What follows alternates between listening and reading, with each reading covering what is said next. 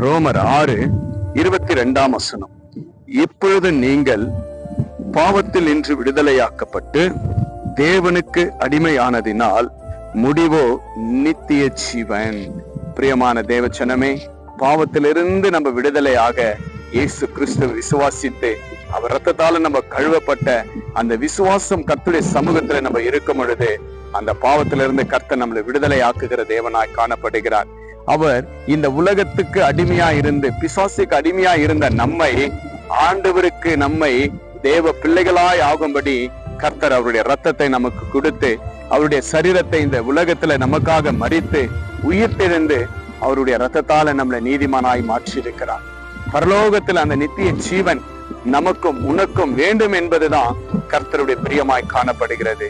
இன்றைக்கு பிரியமான தேவச்சனமே, உலகத்தினுடைய அடிமைதனத்தின் பாவம் நமக்கு வேண்டாம். தேவனை விட்டு பிரிந்து வாழ்கிறது நமக்கு